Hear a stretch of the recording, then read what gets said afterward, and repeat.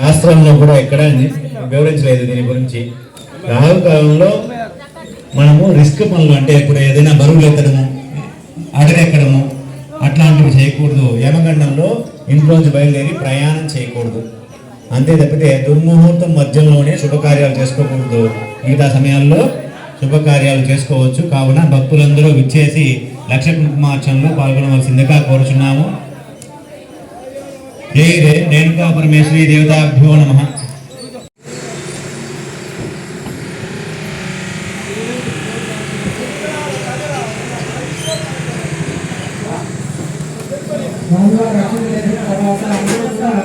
మీకు ఇచ్చిన దారాన్ని అందరూ ధరించాలి.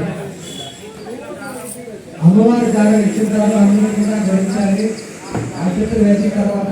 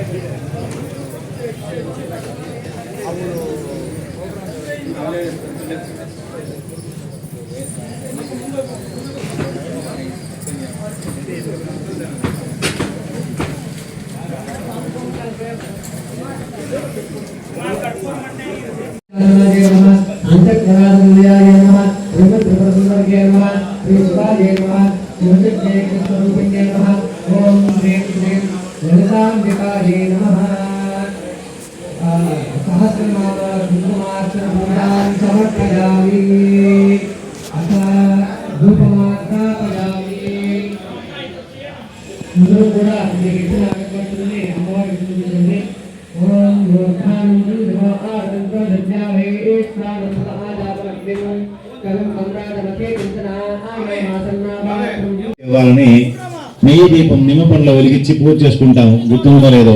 అంతేకాకుండా రాహుకాలంలో రిస్క్ పనులు చేయకూడదు. యమగండంలో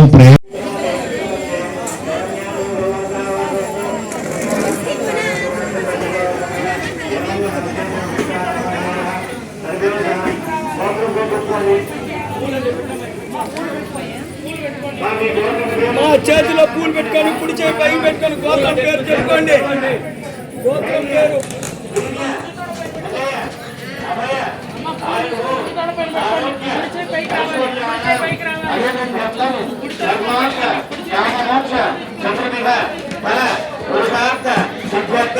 సమస్త సంబంగా అవాక్యర్థం సమస్త సద్గుణ అవాక్యర్థం ఆచరణార్థే వంశ అభివృద్ధ్యర్థం ధన కనక వస్తువాహనాది యోగ్యత సిద్ధ్యర్థం రాజద్వారే సర్వ ఆనుకూల్యత సిద్ధ్యర్థం సర్వదా సర్వకాలేన మమ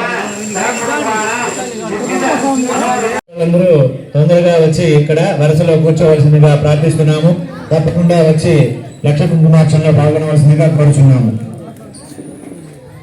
ఓం శక్తి పరాశక్తి.